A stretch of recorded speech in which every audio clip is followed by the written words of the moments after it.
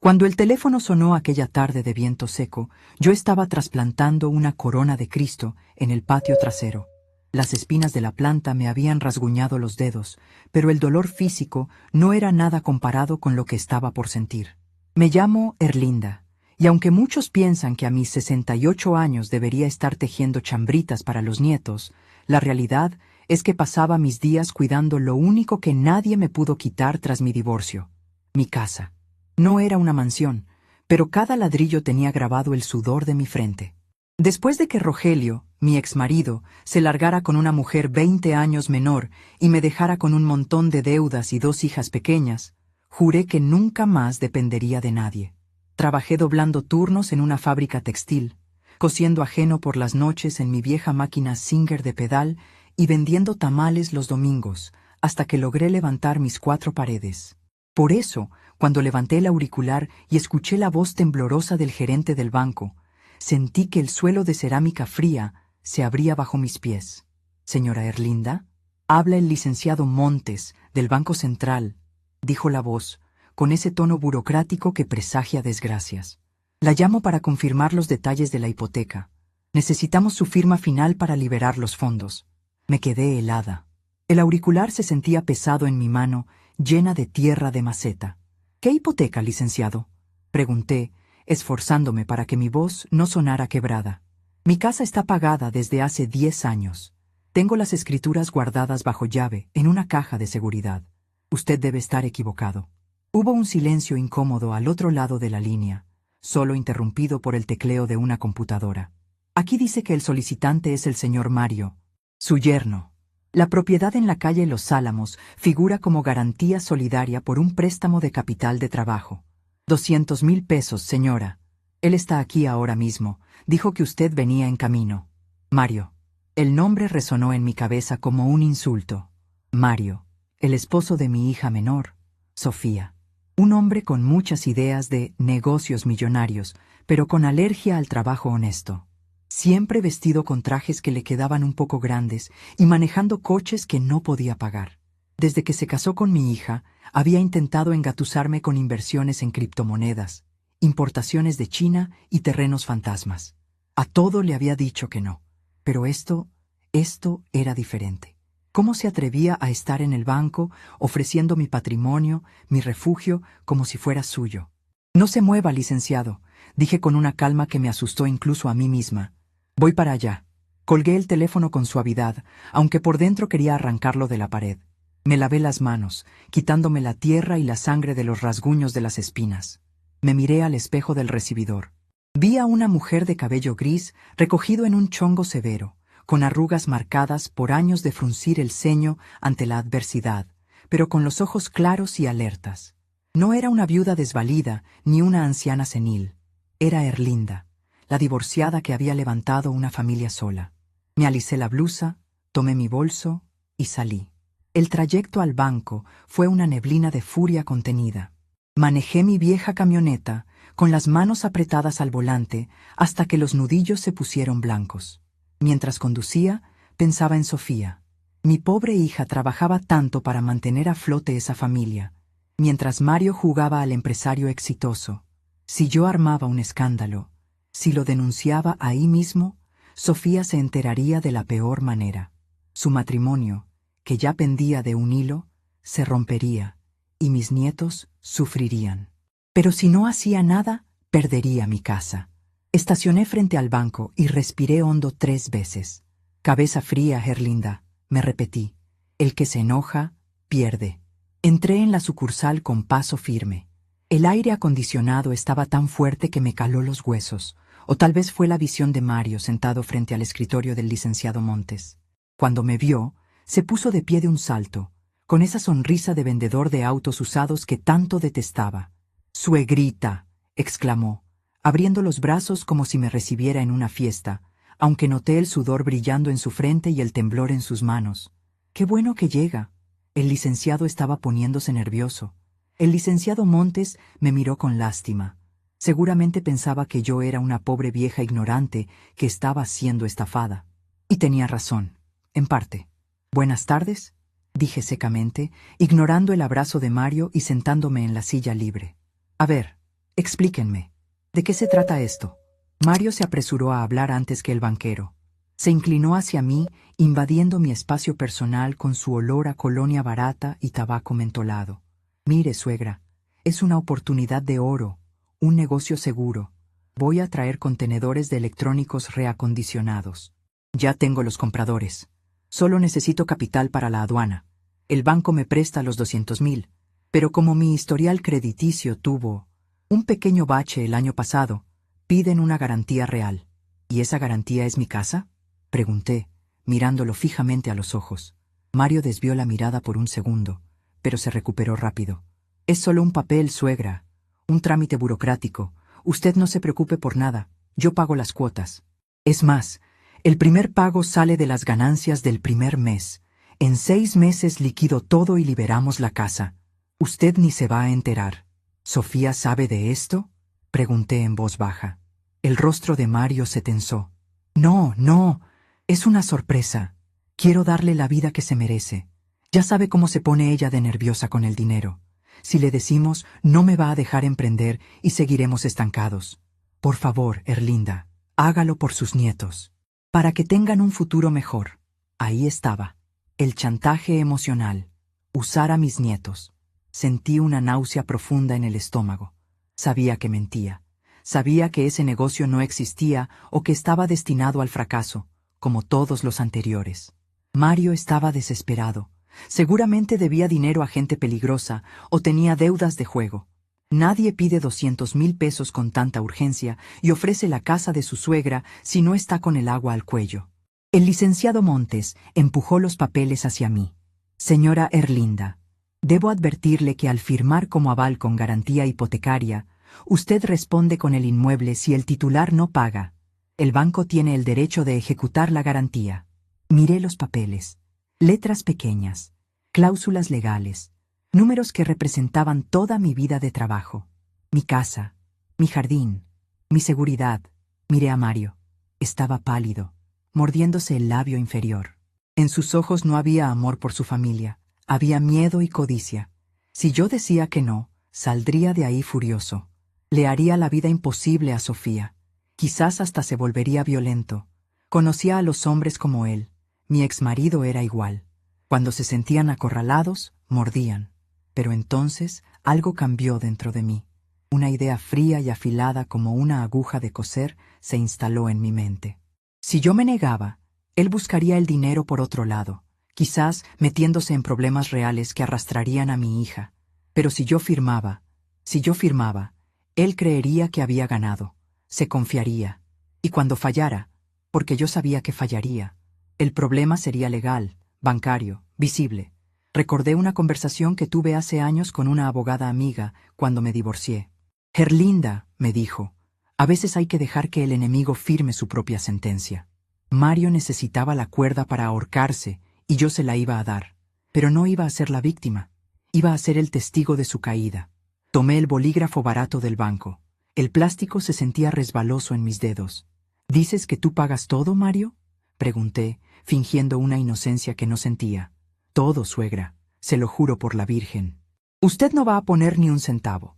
Es más, le voy a dar una comisión cuando cobre lo mío. Sonreí.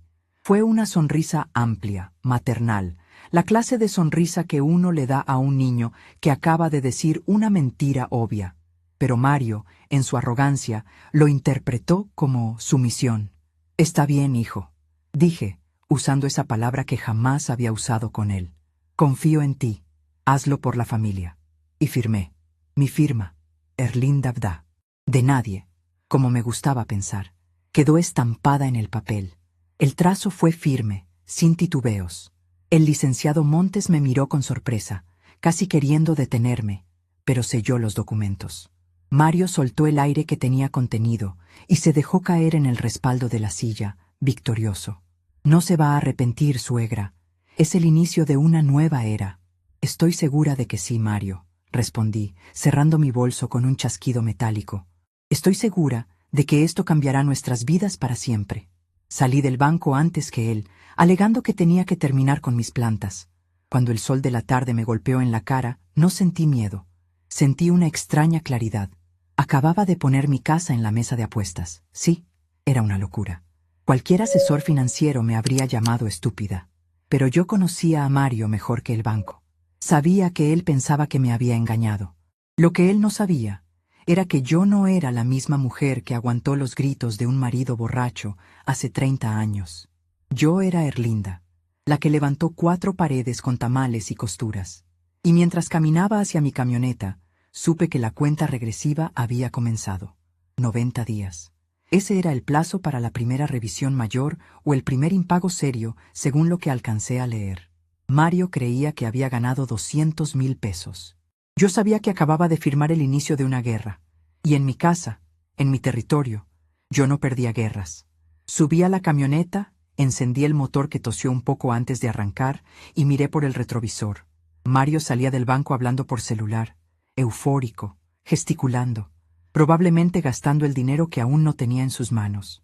«Disfrútalo mientras dure, muchacho», murmuré para mí misma, metiendo primera velocidad. «Porque cuando caigas, yo voy a estar ahí para asegurarme de que no te lleves a mi hija contigo».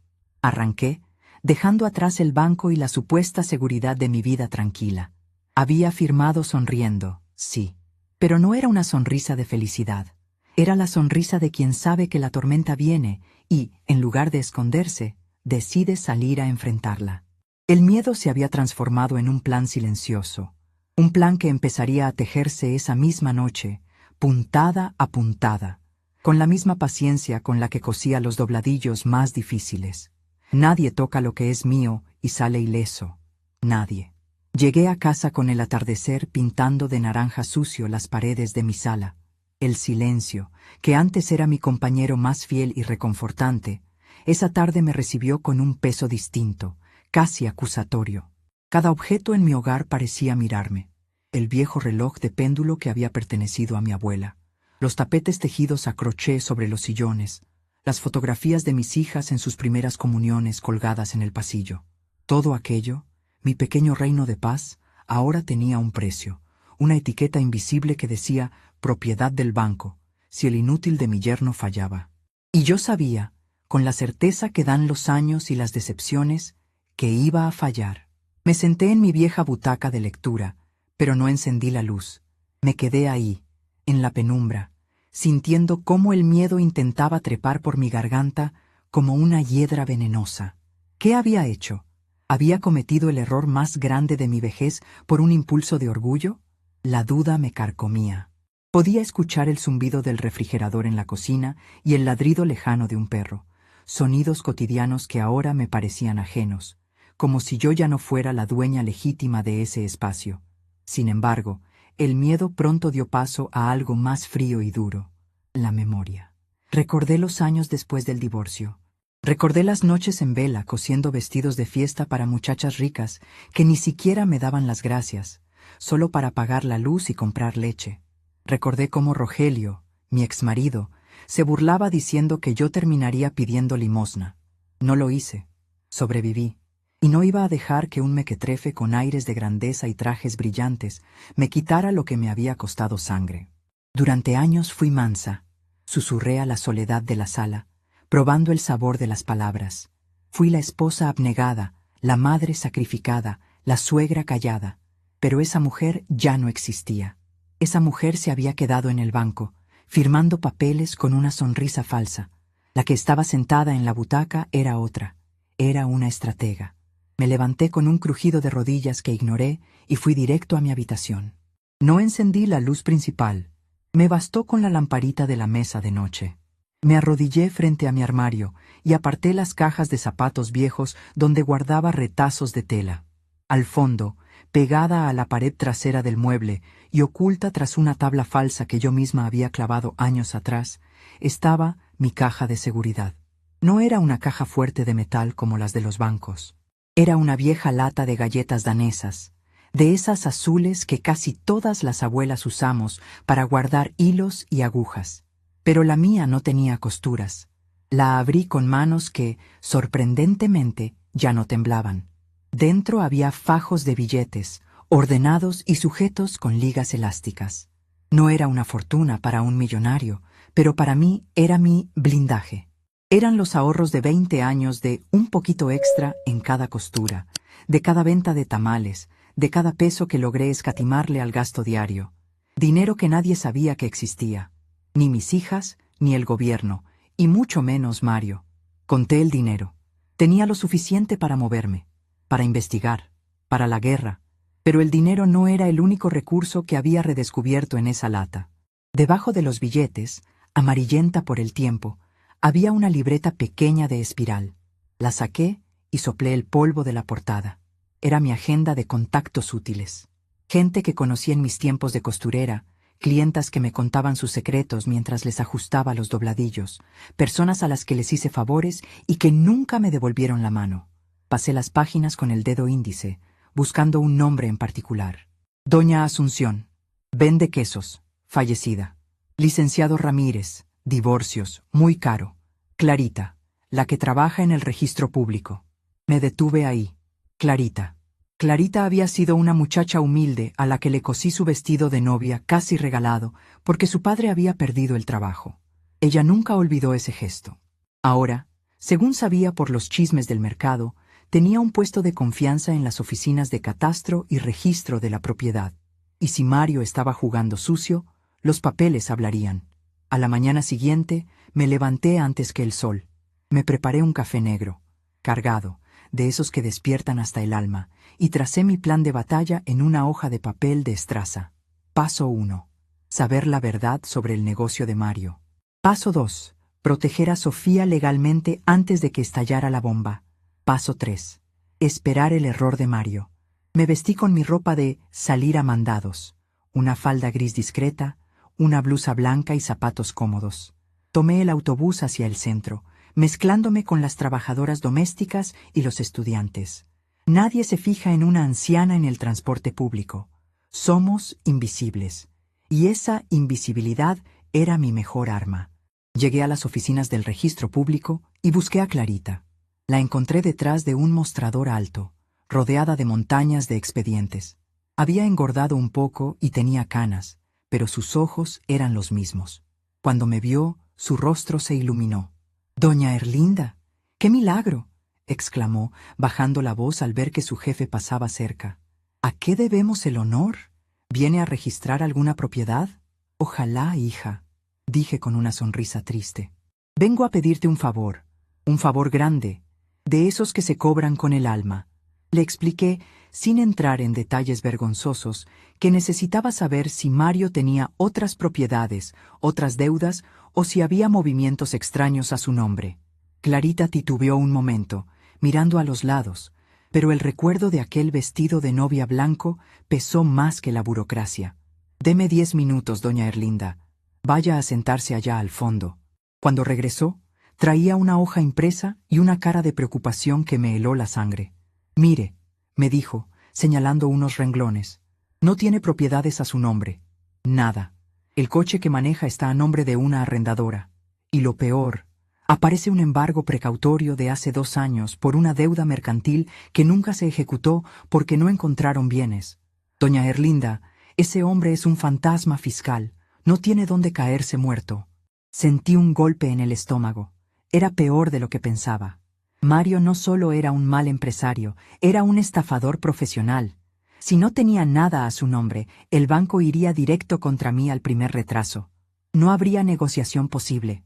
«Gracias, Clarita», le dije, guardando el papel en mi bolso como si fuera un arma. «Dios te lo pague». Salí de ahí con la mente trabajando a 1000 por hora. Mario había pedido el préstamo para capital de trabajo, para importar electrónicos. Pero si debía tanto dinero, lo más probable era que usara esos 200,000 para tapar otros huecos, para pagar a prestamistas de la calle que no perdonan ni esperan. Necesitaba saber a dónde iría ese dinero. Esa misma tarde hice algo que jamás pensé que haría a mis años. Me convertí en una espía. Sabía que Mario solía reunirse con sus socios en un café-bar cerca de la zona industrial. Le dije a Sofía por teléfono que me sentía un poco agripada y que no iría a verla en unos días para no contagiar a los niños. Ella, pobre inocente, me dijo que me cuidara y que Mario estaba muy contento porque su negocio iba viento en popa. Tomé un taxi y le pedí al chofer que se estacionara frente al bar, del otro lado de la calle. Me puse unos lentes oscuros y me cubrí la cabeza con una pañoleta, fingiendo leer un periódico. Esperé 1 hora. 2. El calor dentro del taxi era sofocante y el taxista me miraba por el retrovisor con curiosidad, pero un billete extra lo mantuvo callado. Finalmente, apareció el coche de Mario. Se bajó, ajustándose el saco, y entró al lugar. Minutos después, llegaron 2 hombres. No parecían empresarios. Tenían ese aspecto duro, de piel curtida y miradas esquivas, vestidos con ropa deportiva cara, pero de mal gusto. ¿Los ve, señor?, preguntó el taxista. Esos no son buena pieza. Son los hermanos Riquelme. Prestan dinero al gota a gota. Sentí un escalofrío. Mario no estaba invirtiendo en electrónicos. Estaba pagando una deuda de juego o de vicios con usureros. El dinero del banco, mi dinero, mi casa, se iba a ir directo a los bolsillos de esos delincuentes y no generaría ni un centavo de ganancia para pagar las cuotas. La confirmación de mi desgracia me dio, paradójicamente, una calma absoluta. Ya no había dudas. Ya no había esperanza de que, tal vez esta vez, sí funcione. Era un desastre anunciado. Regresé a casa con el corazón endurecido. Esa noche, no cené. Me senté en mi mesa del comedor y saqué la libreta de nuevo. Tenía que cortar el vínculo entre Sofía y Mario. Si el banco ejecutaba mi casa, yo perdería mi techo. Pero si Mario seguía endeudándose, arrastraría a Sofía y a mis nietos a la miseria absoluta. Las deudas conyugales son una trampa mortal. Recordé entonces otro nombre en mi lista. Licenciada Valenzuela. La mujer que me ayudó con mi divorcio hacía 30 años. Ya debía estar retirada, pero su hija había tomado el despacho. A la mañana siguiente, estaba sentada en la sala de espera del despacho Valenzuela.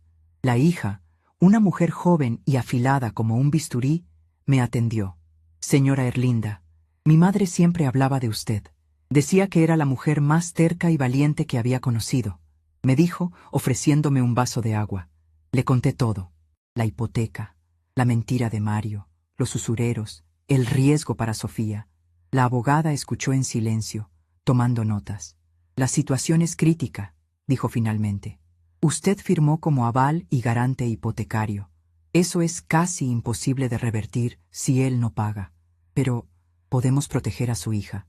Eso es lo que quiero, dije firmemente. No me importa la casa. Bueno, sí me importa, es mi vida. Pero prefiero vivir debajo de un puente que ver a mis nietos en la calle. ¿Qué podemos hacer? Necesitamos que Sofía y Mario firmen una separación de bienes postnupcial, o mejor aún, un reconocimiento de deuda donde él asuma que ese préstamo fue para uso personal exclusivo y no para el beneficio de la sociedad conyugal. Si logramos documentar que él usó el dinero para pagar deudas de juego o ilegales, podríamos intentar pelear que la deuda no es de la familia, pero necesitamos que él firme, y necesitamos pruebas. Las pruebas las conseguiré, dije, pensando en los hermanos Riquelme. Y la firma, de eso me encargo yo. ¿Cómo va a hacer que firme algo así? Ese tipo de hombres no admiten sus errores. Sonreí. No era una sonrisa bonita. Era la sonrisa de quien ha visto al lobo y sabe que el lobo también sangra. El ego, licenciada. El ego de un hombre es su punto más débil. Mario cree que es un genio financiero. Cree que yo soy una vieja tonta que le creyó el cuento. Voy a usar eso.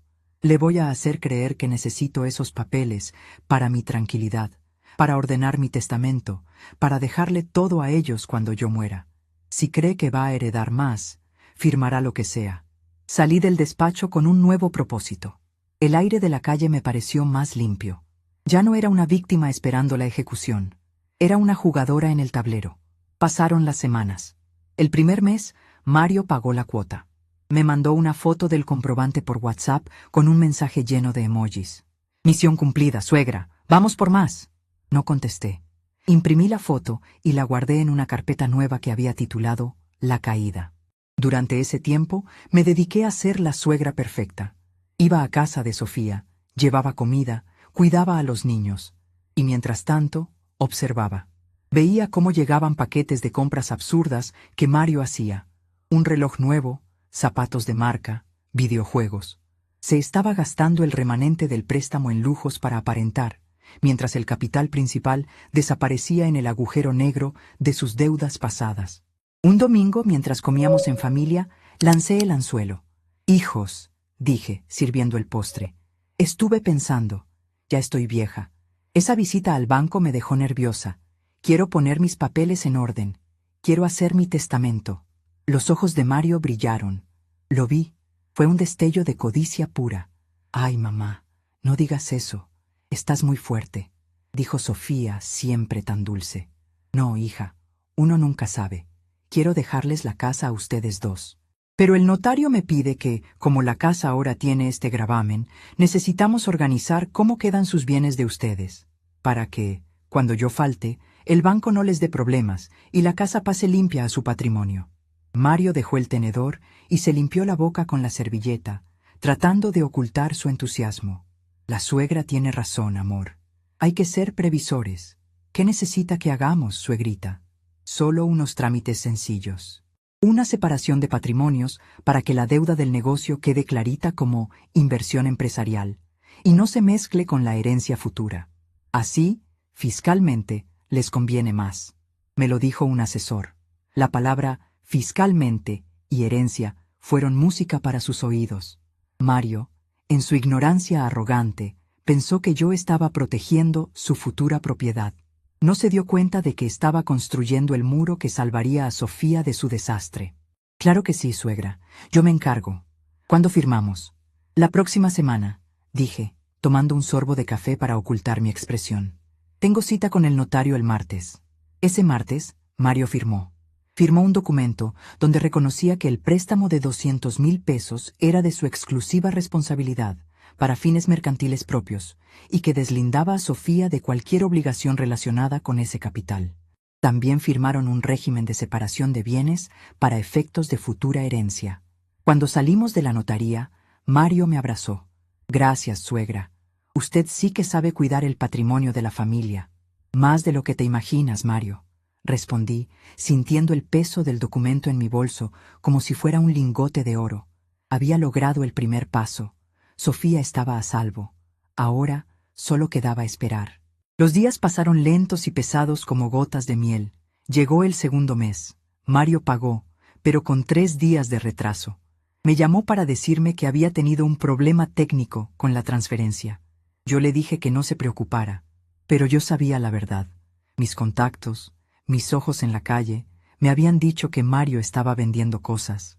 Había vendido la consola de videojuegos, una televisión grande. Se estaba quedando sin liquidez. La pirámide se estaba desmoronando. Y entonces llegó el día 90. Era una mañana gris, con amenaza de lluvia. Yo estaba en el jardín, podando los rosales. Me gustaba podar. Había algo terapéutico en cortar lo que sobraba para que la planta pudiera florecer con fuerza. El teléfono sonó. No corrí a contestar. Me quité los guantes de jardinería con calma. Me sacudí la tierra del delantal y caminé hacia la cocina. Sabía quién era. Sabía lo que venía. Levanté el auricular. «Bueno, señora Erlinda», habla el licenciado Montes, del banco. Su voz sonaba tensa, mucho más que la primera vez. «Dígame, licenciado». «Señora, tenemos un problema grave. La cuota de este mes no se ha cubierto. Y no solo eso. El sistema nos alerta que el titular, el señor Mario, tiene otras 3 líneas de crédito en mora con otras instituciones desde ayer. Ha entrado en default técnico. Necesitamos que se presente urgentemente». Cerré los ojos y respiré profundo. El olor a tierra mojada y café llenaba la cocina. No sentí pánico. Sentí la fría satisfacción del cazador que ve caer la trampa. «No se preocupe, licenciado», dije con una voz tan serena que debió desconcertarlo. «Estoy enterada. Procedan como tengan que proceder». «Pero señora, eso significa iniciar el proceso de ejecución de la garantía. Su casa...» «Mi casa sigue aquí, licenciado, y yo también. Haga lo que tenga que hacer. Yo haré lo propio». Colgué. Miré por la ventana. Empezaba a llover. Las gotas golpeaban el cristal como lágrimas, pero yo no lloraba. Había recuperado mi poder. Había protegido a mi hija. Y ahora estaba lista para ver cómo el castillo de naipes de Mario se derrumbaba, carta por carta. Fui a mi cuarto. Saqué la carpeta titulada La Caída y la puse sobre la mesa. Que empiece el espectáculo, murmuré. El tiempo de la sumisión había terminado. El tiempo de la justicia había comenzado. Y Mario estaba a punto de aprender que nunca, jamás, se debe subestimar a una mujer que ha tenido que reconstruirse a sí misma desde los escombros. La lluvia que comenzó esa tarde no paró en 3 días. Parecía que el cielo mismo entendía que se avecinaba una tormenta mucho peor dentro de las paredes de mi casa. Colgué el teléfono tras la llamada del licenciado Montes y me quedé mirando el aparato como si fuera una serpiente venenosa que acababa de escupir su veneno. El silencio de la cocina, antes mi refugio, se sentía denso, cargado de presagios. Cualquier otra mujer de mi edad se habría derrumbado, habría llorado, habría llamado a sus hijos a gritos, habría implorado piedad al banco. Pero yo no era cualquier mujer. Yo era Erlinda, la costurera que había sacado adelante a sus crías a punta de aguja y coraje. Y en ese momento, mientras el olor a tierra mojada se colaba por las rendijas de la ventana, supe que el tiempo de las lágrimas había pasado hacía mucho. Ahora era el tiempo de la estrategia. Me serví una taza de café recalentado. El líquido amargo me quemó la garganta, despertando mis sentidos. Tenía que moverme rápido, pero con el sigilo de un gato callejero. Mario creía que yo era una vieja ignorante que firmaba papeles sin leer. Esa era mi mayor ventaja. Su arrogancia era la venda que le cubría los ojos. Mi primera parada, mentalmente hablando, fue revisar mi arsenal. Tenía la separación de bienes firmada y notariada. Eso protegía a Sofía y a mis nietos de la deuda futura, pero no salvaba mi casa de la ejecución inmediata. Sin embargo, ese papel era mi as bajo la manga para cuando todo estallara. Lo que necesitaba ahora era asegurarme de que el golpe, cuando cayera solo sobre la cabeza de Mario. Esa misma tarde, me puse mi impermeable amarillo, ese que había comprado hacía 20 años en una liquidación, y salí bajo el aguacero. No iba al banco, iba a la Boca del Lobo, la casa de mi hija. Llegué con una olla de tamales de elote recién hechos, mi pretexto perfecto. La casa de Sofía, una construcción modesta que siempre había estado impecable gracias al esfuerzo de mi hija, ahora tenía un aire de abandono sutil. El pasto estaba crecido, había correspondencia acumulada en el buzón y una de las persianas de la sala estaba chueca. Eran detalles pequeños, pero para una madre observadora gritaban caos. Toqué el timbre. Fue Mario quien abrió. Llevaba una camiseta de tirantes y pantalones de pijama, a pesar de ser las 5 de la tarde de un martes. Tenía ojeras profundas, moradas como golpes, y el olor a tabaco rancio se escapó de la casa en cuanto abrió la puerta. Al verme, intentó componer una sonrisa, pero le salió una mueca torcida, como si le doliera la cara. «¡Suegrita!», exclamó, con una voz falsamente animada que sonó hueca. «¿Qué hace aquí con este clima? Se va a enfermar». «Ay, hijo, ya sabes que soy de hule», le respondí, poniendo mi mejor cara de abuela despistada. «Les traje unos tamalitos para la cena. Pensé que a los niños les gustarían. Y de paso, quería preguntarte una cosa que no me deja dormir». Lo vi tensarse. Sus ojos, inyectados en sangre, se movieron de un lado a otro como buscando una salida. «¿Qué pasa, suegra?» «Pase, pase, no se moje». Entré. La sala estaba desordenada. Había cajas de pizza vacías sobre la mesa de centro y juguetes tirados por doquier. Pero lo que más me llamó la atención fue la enorme televisión de pantalla curva que dominaba la pared, un aparato que costaba lo que Sofía ganaba en 3 meses. Ahí estaba parte de mi dinero. Ahí estaba mi hipoteca, convertida en píxeles y plástico. Me senté en el borde del sofá, con la olla de tamales en el regazo, manteniendo mi postura humilde. «Fíjate, Mario, que hoy me llamaron del banco», dije, bajando la voz como si contara un secreto vergonzoso. «Un señor muy serio, un tal licenciado Montes, me dijo unas cosas muy raras, hijo, que no se había pagado la mensualidad, que había un default». Yo no entiendo esas palabras gringas. Me asusté mucho. Mario soltó una risa nerviosa, aguda, que rebotó en las paredes vacías de mi paciencia. «Ay, suegra, no les haga caso a esos del banco. Son unos exagerados, unos burócratas que no saben nada de negocios». Se pasó la mano por el cabello grasiento. Hubo un pequeño retraso en la transferencia internacional de mis socios en China. Ya sabe, por la diferencia de horario y los días festivos allá. El sistema automatizado del banco manda esas alertas por error. Mañana mismo queda resuelto. ¿De verdad, hijo? Pregunté, abriendo mucho los ojos. Porque el señor dijo que iban a... ¿Cómo dijo? Ejecutar la garantía. Que me iban a quitar la casa. Mario se arrodilló frente a mí, tomándome las manos. Sus palmas estaban sudorosas y frías. Sentí una repulsión instintiva, ganas de apartar mis manos de las suyas, pero me aguanté. Tenía que interpretar mi papel hasta el final. Escúcheme bien, Erlinda, dijo, usando mi nombre de pila para sonar autoritario. Nadie le va a quitar su casa. Eso es imposible. Yo tengo todo bajo control. Es más, mis contenedores de mercancía ya llegaron a la aduana. En cuanto liberen la carga, voy a liquidar todo el préstamo de un golpe. ¡Pum! Adiós, deuda. Usted va a quedar libre y con su comisión. Confíe en mí.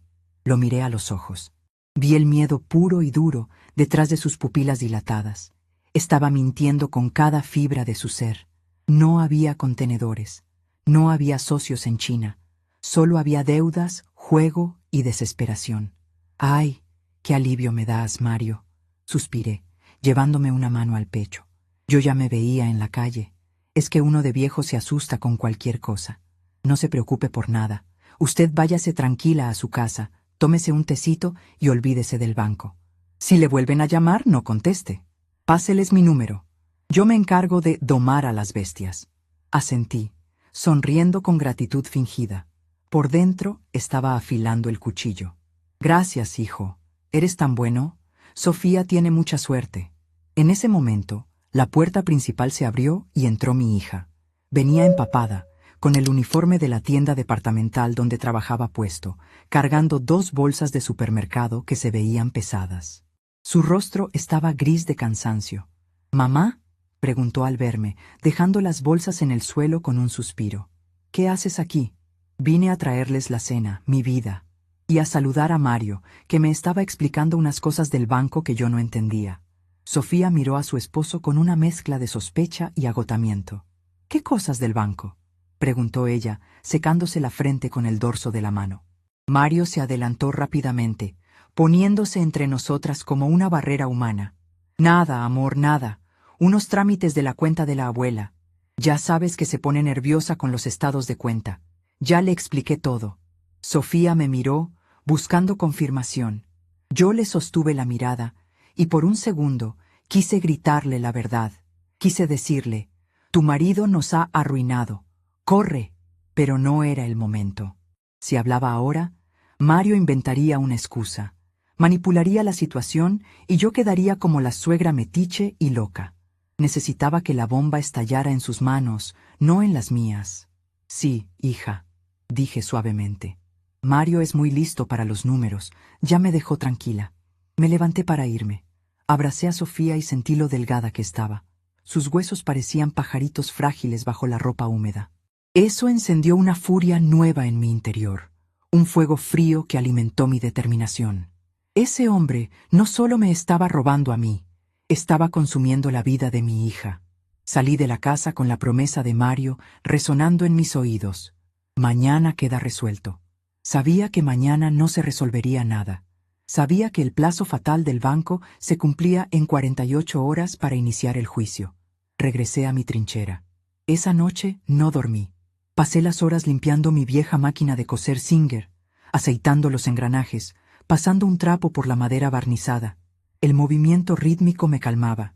Mientras limpiaba, pensaba en el siguiente paso. Al día siguiente, miércoles, hice mi movimiento silencioso. Fui al juzgado civil. No necesitaba abogado para lo que iba a hacer, solo necesitaba información. Busqué en los tableros de avisos judiciales. Gracias a Clarita, sabía qué buscar, y ahí estaba. En la lista de acuerdos del día aparecía el nombre de Mario vinculado a una demanda mercantil de una financiera de préstamos rápidos. No era el banco, era otro acreedor. Le tomé una foto con mi celular, con las manos firmes. Esa era la prueba de que Mario mentía sobre su historial limpio. Luego fui al banco. No a hablar con el licenciado Montes, sino a la ventanilla de atención al cliente. Pedí un estado de cuenta detallado de mi hipoteca, alegando que era la titular de la garantía. La cajera, una muchacha amable con uñas postizas muy largas, me lo imprimió sin problemas. Me senté en una banca del parque, bajo la sombra de un árbol que goteaba todavía por la lluvia de ayer, y leí los números. No había ningún pago en los últimos 60 días. Pero lo más interesante eran los cargos por intentos de cobro fallidos. Y en la sección de notas, algo que me heló la sangre. Cliente ilocalizable en domicilio fiscal. Se procede a notificar al garante. Mario había dado una dirección falsa o había dejado de ir a su supuesta oficina. Se estaba escondiendo. Y al esconderse él, me ponía a mí en la primera línea de fuego. Regresé a casa y preparé el escenario. Llamé a Sofía a su trabajo. Hija, le dije tratando de que mi voz sonara casual. Necesito que vengas a cenar mañana jueves. Solo tú y Mario. Y los niños, claro. Es que voy a hacer pozole y quiero celebrar. ¿Celebrar qué, mamá?, preguntó ella extrañada. Pues, que ya arreglé mis papeles, lo del testamento y todo eso.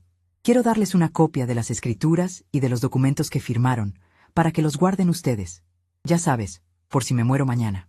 Ay, mamá, no digas tonterías. Pero bueno, vamos, le digo a Mario. Él anda muy estresado.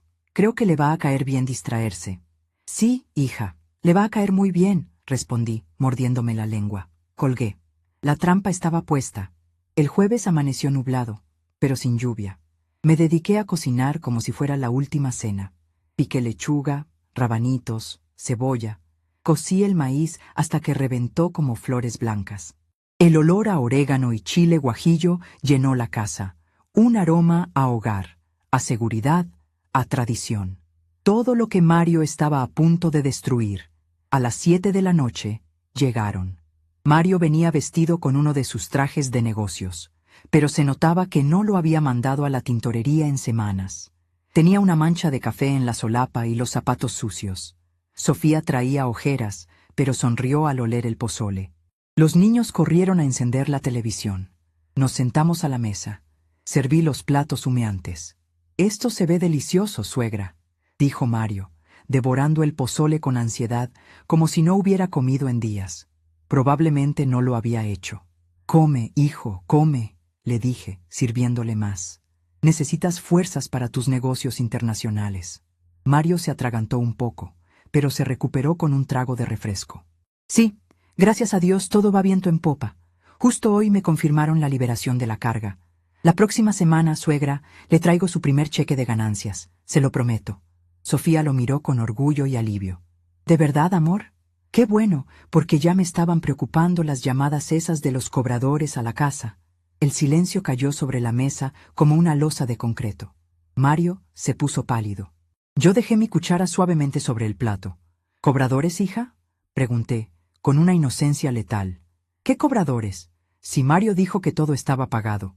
Mario fulminó a Sofía con la mirada, una mirada de odio puro que duró una fracción de segundo, pero que yo capté al vuelo.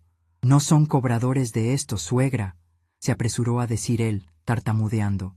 «Son vendedores, telemarketing, ya sabe cómo son de molestos. Ofrecen tarjetas de crédito a todas horas». Sofía se confunde. «Ah, ya veo», dije, asintiendo lentamente. «Es que, fíjate qué casualidad, Mario. Hoy llegó un papel muy extraño a mi puerta, un papel pegado con cinta adhesiva». Me levanté de la mesa. Mis piernas no temblaban. Mi corazón latía lento y fuerte, como un tambor de guerra. Fui al trinchador y saqué el sobre que había llegado esa mañana. No era una simple notificación. Era el aviso de demanda ejecutiva mercantil. Regresé a la mesa y puse el papel frente a Mario, justo al lado de su plato de pozole. «¿Esto también es telemarketing, hijo?». Mario miró el papel. Sus ojos se desorbitaron al leer el encabezado. Juzgado cuarto de lo civil. Emplazamiento a juicio. Ejecución de garantía hipotecaria. El color desapareció de su rostro. Abrió la boca para hablar, pero no salió nada. Sofía, al ver la expresión de su marido, tomó el papel, leyó en silencio. Vi cómo sus labios se movían, siguiendo las palabras legales que anunciaban el desastre. Vi cómo su ceño se fruncía, cómo la incredulidad daba paso al horror. «Mamá», susurró Sofía, con la voz rota. «¿Qué es esto?». «Dice Dice que van a rematar la casa. Dice que se deben 230,000 pesos con intereses moratorios. Miré a Mario. Ya no era el empresario exitoso. Era una rata acorralada. Es un error, balbuceó él, pero ya no había convicción en su voz. Sudaba a chorros. Voy a llamar al abogado. Mañana mismo lo arreglo. No me mientas más. La voz de Sofía estalló en la cocina, asustando a los niños en la sala. Mario, mírame. ¿Qué hiciste? Juraste que el negocio era seguro. Juraste que mi mamá no corría peligro. Es seguro, gritó él, golpeando la mesa y haciendo saltar los platos. Solo necesito tiempo. Esos malditos del banco no esperan. Pero tengo el dinero, lo voy a tener. No tienes nada, Mario, dije yo. Mi voz fue baja, tranquila, cortante como una tijera de sastre. No tienes contenedores, no tienes socios, tienes deudas con los Riquelme y tienes 3 demandas encima. Lo sé todo. Mario se quedó helado, mirándome como si acabara de ver al diablo. «Usted, ¿cómo sabe de los Riquelme?», susurró, y en ese momento se delató por completo. Sofía se llevó las manos a la boca. El nombre de los Riquelme era conocido en el barrio. Eran prestamistas peligrosos. Gente que cobraba con sangre. ¿Te metiste con esa gente?, preguntó Sofía, retrocediendo como si él tuviera una enfermedad contagiosa. ¿Y pusiste la casa de mi madre en medio de esto? Lo hice por nosotros, bramó Mario, desesperado, levantándose de la silla. Quería darles una vida mejor. Estaba a punto de ganar a lo grande en las apuestas deportivas. Tenía el dato seguro. Ahí estaba. La verdad. Apuestas. No eran electrónicos. No era comercio. Era vicio. Me mantuve sentada, reina en mi propia cocina, mientras su mundo se desmoronaba. Te gastaste mi casa en apuestas, dije, sintiendo cómo cada palabra era un golpe de martillo. Y ahora, el banco quiere cobrarme a mí lo que tú perdiste. Mario se pasó las manos por la cara, desesperado. Suegra, por favor, ayúdeme. Si no pago a los Riquelme la próxima semana, me van a matar. Y si el banco quita la casa, bueno, al menos con eso se paga una parte, ¿no? Usted puede vivir con nosotros. Vendemos lo que queda y... El cinismo. Se atrevía a sugerir que perdiera mi hogar para salvar su pellejo y luego vivir de arrimada en la casa que él también estaba a punto de perder. Me puse de pie lentamente. A mis 68 años me sentí de 3 metros de altura. Nadie va a vender mi casa, Mario, y yo no voy a vivir con un mentiroso. Fui de nuevo al trinchador y saqué la segunda carpeta. La carpeta azul. Sofía, dije, ignorando a Mario. Hace 3 meses, este hombre firmó un documento ante notario, una separación de bienes y reconocimiento de deuda personal. ¿Te acuerdas? Sofía asintió, con lágrimas corriendo por sus mejillas, confundida. Ese documento, continué, dice que esta deuda es solo de él, que tú y tus hijos no tienen nada que ver, y legalmente protege lo poco que ustedes tienen. Pero la casa es otro asunto. Me volví hacia Mario. Él miraba la carpeta azul como si fuera su sentencia de muerte. Y lo era. Mañana a las 9 de la mañana vamos a ir al banco, sentencié. No a pedir prórrogas. No a llorar. Vamos a ir a entregarles a ellos algo que les va a interesar mucho más que mi casa vieja. ¿De qué habla?, preguntó Mario temblando. Hablo de fraude, Mario. Hablo de que falsificaste ingresos en la solicitud. Hablo de que usaste el dinero para fines ilícitos distintos a los declarados en el contrato. Y tengo las pruebas. Tengo los estados de cuenta de tus tarjetas donde se ven las transferencias a las casas de apuestas online el mismo día que te depositaron el crédito. El silencio que siguió fue absoluto. Solo se escuchaba el zumbido del refrigerador. Si el banco se entera de eso, es cárcel, susurró Mario.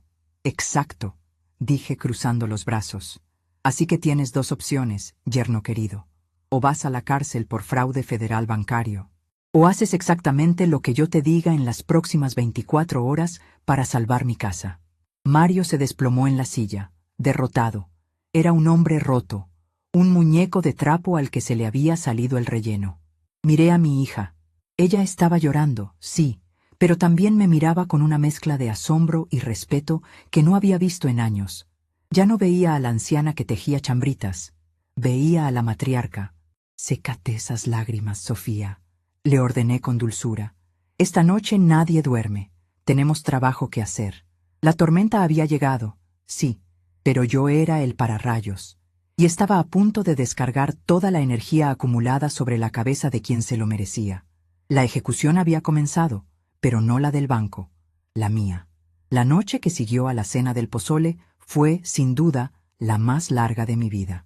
Mientras mis nietos dormían ajenos al huracán que destrozaba su techo, en la cocina se libraba una batalla silenciosa. Mario lloró. Lloró como el cobarde que siempre sospeché que era, con un llanto hipidoso y lleno de mocos, suplicando perdón, suplicando tiempo, suplicando que no lo entregara. Sofía, por su parte, permaneció en un silencio catatónico, mirando a su esposo como si fuera un extraño que se había colado en su vida para robarle la paz. Yo no sentí lástima. La lástima es un lujo que las mujeres en mi situación no podíamos permitirnos. Sentí asco, sí, y una furia fría que me mantuvo despierta y alerta, vigilando que Mario no intentara huir. Le quité las llaves del coche y su teléfono celular. Si pones un pie fuera de esta casa antes de que vayamos al banco, le advertí, mientras lavaba los trastes del pozole con una calma que lo aterrorizaba. Llamo a la policía y les entrego las pruebas del fraude ahora mismo. Tú decides, o arreglamos esto a mi manera mañana a primera hora, o te pudres en la cárcel. Él asintió, derrotado, y se quedó dormido en el sofá, vencido por el alcohol y el miedo. Yo me senté en mi mecedora, con la carpeta azul en el regazo, esperando el amanecer como un soldado en la trinchera espera la hora del asalto final. A las 8 de la mañana, obligué a Mario a bañarse y a ponerse su mejor traje, aunque le quedaba un poco holgado por los kilos que había perdido debido al estrés. Sofía decidió acompañarnos. Tenía los ojos hinchados, pero la mandíbula firme. Ya no era la niña que necesitaba protección. Era una madre leona dispuesta a ver sangrar a quien amenazara a sus crías, incluso si ese alguien era el padre de sus hijos. Llegamos al banco 10 minutos antes de que abrieran. El cielo estaba despejado, un azul insultante que contrastaba con la tormenta que llevábamos dentro. Nos estacionamos y esperamos en silencio. Mario temblaba visiblemente. Sus manos no dejaban de jugar con el nudo de su corbata. «Recuerda el plan», le susurré al oído antes de bajar del coche. «Tú no hablas a menos que yo te lo ordene. Y cuando hables, vas a decir la verdad. Toda la verdad». Entramos. El aire acondicionado nos golpeó con su aliento artificial. Pedí ver al gerente de la sucursal, no al licenciado Montes. Quería hablar con el dueño del circo, no con los payasos.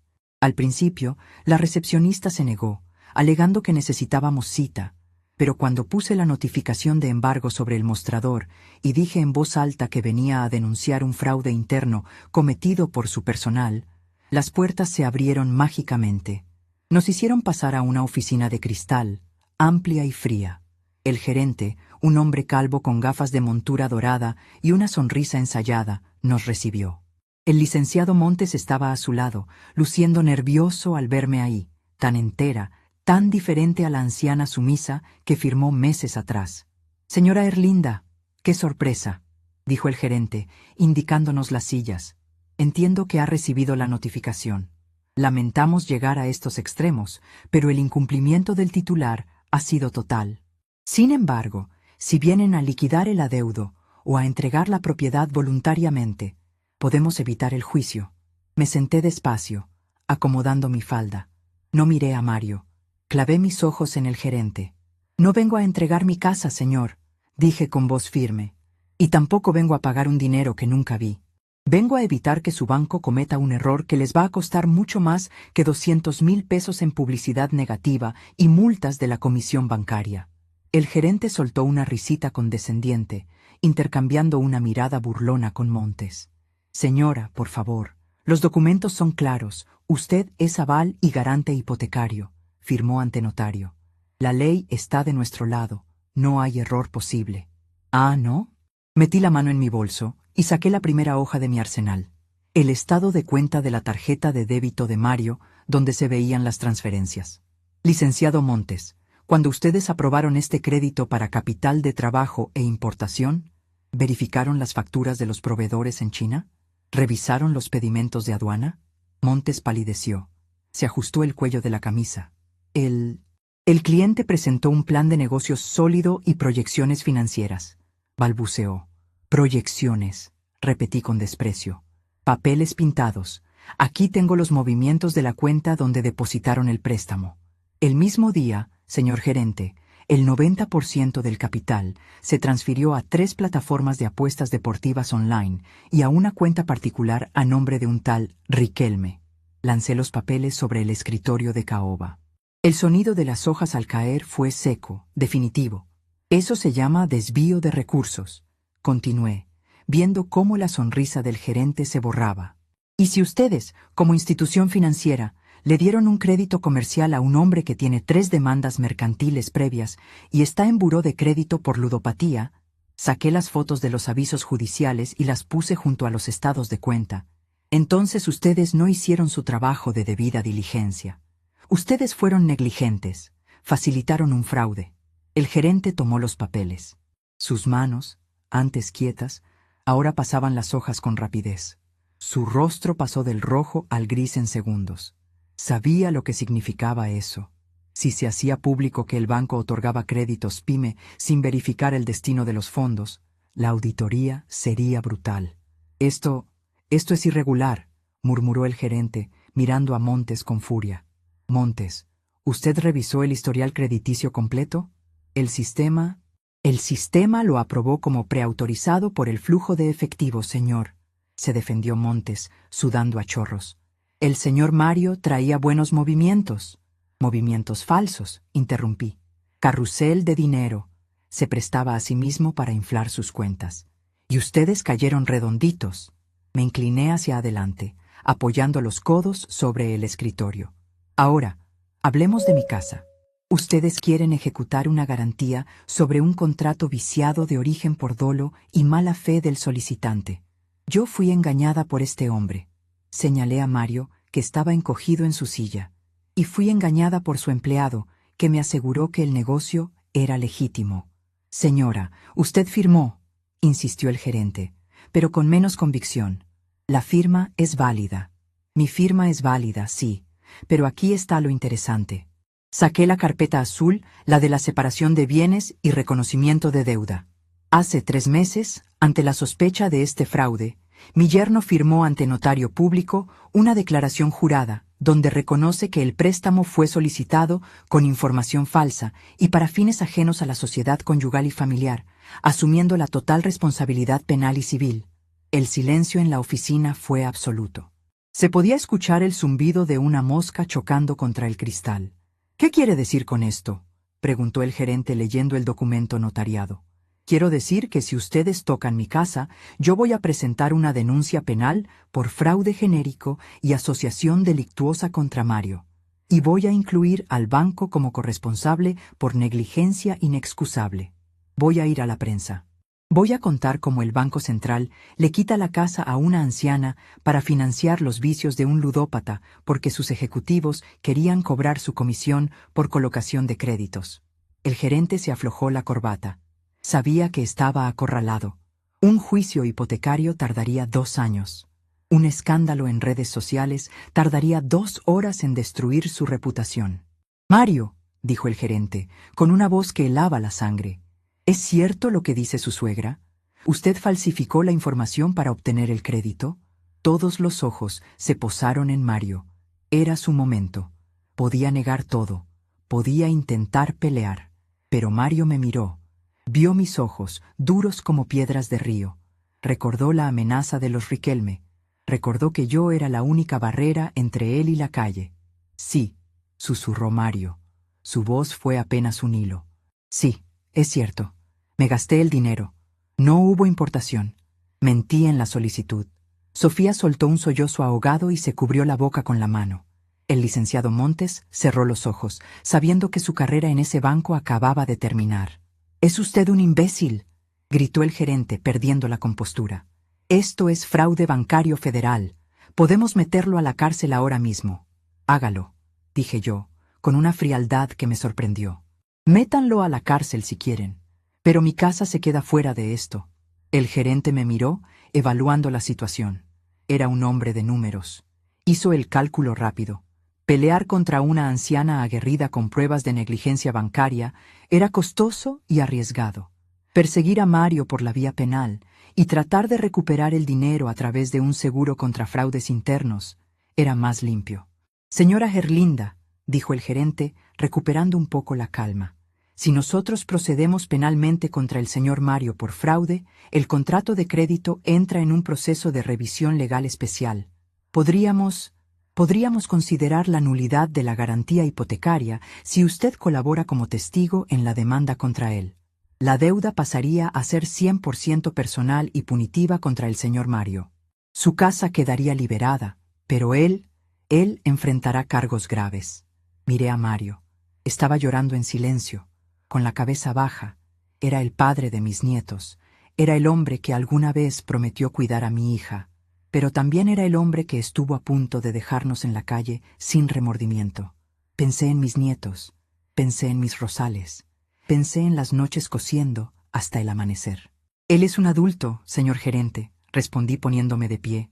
Él tomó sus decisiones. Yo estoy aquí para proteger lo que es mío. Si el precio de mi casa es la libertad de este hombre, que así sea. Él firmó su destino cuando usó mi confianza como aval de sus mentiras. ¡Suegra!, gimió Mario, intentando agarrar mi mano. «No me haga esto. Por favor». Me aparté con un movimiento brusco, sacudiéndome su tacto como si fuera polvo. «Yo no te hice nada, Mario. Tú te lo hiciste solo. Yo solo estoy dejando que la gravedad haga su trabajo». Me giré hacia el gerente. «Preparen los papeles para la liberación del gravamen. Yo testificaré lo que sea necesario. Tienen todas las pruebas en esa mesa. Y quiero una carta de no adeudo a mi nombre hoy mismo, o mañana mi historia sale en el noticiero de la noche». El gerente asintió, derrotado por una costurera jubilada. «Montes, traiga al equipo legal y llame a seguridad. Que detengan al señor Mario en lo que llega la policía ministerial». Sofía se levantó. Estaba pálida, pero no miró a su esposo. Caminó hacia mí y me tomó del brazo. «Vámonos, mamá», dijo con la voz rota. «Aquí huele a podrido». Salimos de la oficina de cristal. Detrás de nosotras escuchamos los gritos de Mario, rogando, culpando al banco, culpando al mundo, culpando a todos menos a su propia avaricia. Vi cómo 2 guardias de seguridad se acercaban a él. Caminamos por el pasillo del banco hacia la salida. La gente en la fila nos miraba, curiosa por el alboroto, pero yo no bajé la mirada. Caminaba con la espalda recta, sintiendo el piso firme bajo mis pies. Al cruzar la puerta giratoria y salir a la calle, el sol me pareció más brillante. El aire, aunque cargado de contaminación, llenó mis pulmones de una manera que no había sentido en 3 meses. Era aire de libertad. Había entrado al banco como una víctima potencial, una estadística más de ancianos defraudados. Salía como la dueña indiscutible de mi destino. Mi casa estaba a salvo. Mi hija, aunque herida, estaba libre de un parásito que la hubiera arrastrado al fondo. Sofía me abrazó en la banqueta, llorando sobre mi hombro. «Perdóname, mamá. Perdóname por no darme cuenta antes». Le acaricié el cabello, como cuando era niña. «No hay nada que perdonar, hija. A veces el amor nos pone vendas en los ojos, pero para eso estamos las madres, para arrancarlas cuando es necesario, aunque duela». Miré hacia atrás, hacia el edificio del banco que se alzaba imponente y frío. Había ganado, pero no sentía alegría. Sentía una paz profunda y pesada, la paz que queda en el campo de batalla cuando el humo se disipa y uno sabe que ha sobrevivido. El golpe había sido dado, la revelación había destruido la mentira, y yo, Erlinda, seguía de pie. «Más sabe el diablo por viejo que por diablo», pensé, recordando el refrán de mi abuela. Y ese día, el diablo había llevado traje sastre y olía a loción barata, pero la vieja había demostrado que con su patrimonio no se juega. Subimos al coche. Arranqué el motor. No miré atrás. La vida, mi vida, la que yo había construido ladrillo a ladrillo, me estaba esperando en casa, y esta vez nadie me la iba a quitar. El regreso a casa aquel mediodía tuvo un sabor agridulce, como el café que se ha dejado enfriar demasiado sobre la mesa. Manejé despacio, con Sofía hecha un ovillo en el asiento del copiloto, mirando por la ventana como si el paisaje urbano que conocía de memoria se hubiera transformado en un territorio hostil. El silencio dentro de la vieja camioneta no estaba vacío, estaba lleno de escombros emocionales, de la polvareda que se levanta cuando un edificio mal construido se derrumba de golpe. Al llegar, lo primero que hice fue abrir todas las ventanas. Necesitaba que el aire corriera, que se llevara el olor a encierro, a miedo y a las mentiras de Mario que parecían haberse impregnado en las cortinas. Sofía se fue directo al cuarto de huéspedes, el que alguna vez fue suyo, y se tiró en la cama sin quitarse los zapatos. La dejé estar. Sabía que el duelo por un hombre vivo duele más que el duelo por un muerto, porque al muerto se le llora con nostalgia, pero al vivo que te traiciona se le llora con rabia y vergüenza. Esa tarde no cosí. Me senté en el porche con mi taza de té de tila, mirando mis plantas. La corona de Cristo, que estaba trasplantando cuando recibí aquella maldita llamada del banco, ya había enraizado bien. Sus espinas eran largas y duras, y sus flores rojas habían brotado con una intensidad violenta. Acaricié una de las hojas carnosas y pensé en la ironía. Para que hubiera flores, la planta necesitaba sol, agua y, sobre todo, que nadie le molestara las raíces, igual que nosotras. Los días siguientes fueron un torbellino de trámites burocráticos que enfrenté con la frialdad de un general en tiempos de posguerra. El gerente del banco, temeroso de que cumpliera mi amenaza de ir a la prensa con las pruebas de su negligencia, agilizó el proceso de liberación de la hipoteca. Recuerdo el momento exacto en que tuve el documento en mis manos. Fue una semana después del incidente. El mensajero me entregó un sobre sellado. Lo abrí en la cocina, con el cuchillo de picar cebolla. Ahí estaba. Cancelación de gravamen. Las letras negras sobre el papel blanco pesaban menos que una pluma, pero significaban que mis 4 paredes, mi techo y mi suelo volvían a ser míos. Absolutamente míos. No grité de alegría. No salté. Simplemente dejé el papel sobre la mesa, puse la mano encima y sentí cómo el latido de mi corazón bajaba de la garganta al pecho, recuperando su ritmo normal. Había ganado, sí, pero la victoria tenía cicatrices. Mario no tuvo tanta suerte, y sinceramente, no me quitó el sueño. El banco, para lavarse las manos y justificar el quebranto financiero ante sus auditores, procedió penalmente contra él con todo el peso de la ley. Lo acusaron de fraude genérico y falsificación de documentos. Al no tener bienes para reparar el daño, porque todo se lo había bebido o jugado, y al tener antecedentes de las otras demandas mercantiles que yo había descubierto, el juez le dictó prisión preventiva justificada. Supe por la madre de Mario, una mujer que me llamó gritando improperios y maldiciéndome por arruinar a su hijo santo, que los Riquelme también lo estaban buscando. Pero irónicamente, la cárcel fue lo único que lo salvó de esos prestamistas. Estando encerrado, era intocable para la mafia, aunque inservible para la sociedad. Cuando colgué el teléfono tras escuchar los insultos de mi consuegra, sentí una paz extraña. Dios no castiga palo sino lengua, murmuré, desconectando el cable del teléfono fijo para que dejara de sonar. Lo más difícil no fue lidiar con el banco ni con la policía, sino reconstruir a mi hija. Sofía pasó el primer mes como un fantasma. Iba al trabajo, recogía a los niños y regresaba a mi casa, porque decidió dejar la suya, que alquilaba, para ahorrar gastos, a encerrarse en su silencio. Se sentía culpable, se sentía estúpida. Una noche la encontré llorando en la cocina, con la luz apagada. ¿Cómo no me di cuenta, mamá? Sollozó cuando encendí la luz. ¿Cómo pude ser tan ciega? Se gastó el dinero de la comida en apuestas. Puso tu casa en riesgo. Y yo le creía cuando me decía que era un genio de los negocios. Soy una idiota. Me acerqué a ella y le tomé el rostro entre mis manos. Esas manos ásperas de costurera que conocían la textura de todas las telas, pero también la textura del dolor. Escúchame bien, Sofía, le dije con firmeza. No eres idiota. Eres una mujer que amaba y confiaba. Eso no es un defecto, es una virtud. El defecto fue de él, que usó tu bondad como un trapo sucio. No te castigues por tener un corazón noble, pero aprende. Aprende que la confianza se da, pero las llaves de tu vida no se le entregan a nadie, ni al marido ni al hijo. Sofía me abrazó y lloró hasta que se quedó seca. Fue la última vez que la vi llorar por Mario. A partir de esa noche, algo cambió en ella. Se enderezó. Empezó a tramitar el divorcio con la misma abogada Valenzuela, usando las pruebas del fraude y la separación de bienes que yo había orquestado como escudo. Con Mario fuera de la ecuación, la situación económica de Sofía mejoró paradójicamente. Ya no había fugas de dinero inexplicables. Su sueldo, aunque modesto, alcanzaba para ella y los niños. Se quedaron a vivir conmigo 6 meses. La casa se llenó de ruido, de risas de mis nietos, de juguetes en la sala, y aunque yo amaba mi soledad, descubrí que también amaba ver mi casa llena de vida. Me di cuenta de que había luchado por esas paredes no solo para mí, sino para esto, para que fuera un refugio seguro cuando el mundo de afuera se volviera loco. Yo también cambié. La Erlinda costurera, que agachaba la cabeza y cobraba barato para no molestar, desapareció. Subí mis precios. Si alguien quería un vestido hecho por mis manos, tendría que pagar lo que valía mi tiempo y mi experiencia.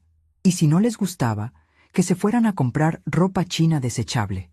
Con el dinero que me sobraba y con lo que Sofía aportaba a la casa, hice algo que siempre había soñado, pero que nunca me había atrevido por guardar para las emergencias. Remodelé el jardín. Mandé construir una pequeña terraza techada, con piso de loseta rústica y una mesa grande de madera. Compré más plantas, macetas de barro enormes y una fuente de piedra que sonaba todo el día como un arroyo tranquilo. Ese jardín se convirtió en mi santuario y en mi trofeo. Cada ladrillo nuevo, cada planta, era un recordatorio de que no me habían vencido. Un sábado por la tarde, casi un año después de aquel fatídico día en el banco, estábamos en la terraza nueva. Sofía leía un libro, tranquila, con el rostro más lleno y sonrosado. Mis nietos jugaban con la manguera, mojando el pasto. Yo estaba tejiendo, pero no por necesidad, sino por gusto. Estaba haciendo una colcha con retazos de todas las telas que me habían sobrado a lo largo de los años. Era un mapa de mi vida en colores. Sonó el timbre. Fui a abrir. Era un hombre joven, vestido con el uniforme de una mensajería judicial. «¿Señora Erlinda?», preguntó. «Soy yo. Traigo la sentencia definitiva del divorcio de su hija y la custodia total de los menores. Necesito su firma de recibido porque usted figura como testigo de calidad en el proceso». Firmé. Mi firma, Erlinda, la dueña de su destino, fluyó sobre el papel con una elegancia que antes no tenía. Le llevé el sobre a Sofía. Ella lo abrió, leyó la sentencia y suspiró. No fue un suspiro de tristeza, sino de alivio profundo, como quien se quita unos zapatos que le aprietan después de una larga caminata. «Ya está, mamá», dijo, mirando a sus hijos. «Soy libre. Somos libres». «Siempre lo fuiste, hija», respondí, retomando mi tejido. «Solo que a veces se nos olvida y necesitamos un papel o un susto para recordarlo». Esa noche hicimos una fogata pequeña en el jardín. Quemamos algunas cosas viejas de Mario que habían quedado olvidadas en cajas. Unas revistas, unas facturas viejas, unas cartas tontas que le había escrito a Sofía cuando eran novios, y que ella decidió que ya no merecían espacio en su memoria. Mientras veía el fuego consumir el papel, pensé en todo lo que había aprendido. Pensé en las mujeres de mi edad, esas a las que la sociedad a menudo trata como muebles viejos, como si nuestra fecha de caducidad hubiera pasado. Nos ven frágiles, nos ven lentas. Creen que porque tenemos canas y arrugas, tenemos el cerebro seco. ¡Qué equivocados están! No saben que las arrugas son surcos donde se guarda la astucia. No saben que las manos que tiemblan un poco pueden firmar sentencias y desmantelar imperios de mentiras. No saben que una mujer que ha levantado una casa sola es más peligrosa que un ejército cuando intentan quitársela. Mario pensó que yo era la presa fácil. Pensó que usaría mi amor de madre y abuela para manipularme. Y tuvo razón en una cosa. Usé mi amor de madre y abuela. Pero no para ceder, sino para atacar. El amor no es solo suavidad y caricias. El amor también es garras, dientes y estrategia. El amor es saber cortar la rama podrida para que el árbol no se enferme. Hoy, mi casa está pagada. Mi hija es una mujer independiente que ya no busca príncipes azules porque descubrió que ella misma es la reina de su cuento. Mis nietos crecen sabiendo que su abuela no es una viejita que solo hace galletas, sino una mujer que defendió su castillo. A veces, cuando voy al banco a cobrar mi pensión, me cruzo con el nuevo gerente. El anterior fue despedido silenciosamente meses después del escándalo. El nuevo me saluda con un respeto casi reverencial. Me abre la puerta. Me dice: «Buenos días, doña Erlinda». Yo le sonrío. Esa sonrisa amable, pero impenetrable. Él sabe quién soy. Sabe que soy la mujer que no se dejó. Miré la corona de Cristo en la esquina del jardín.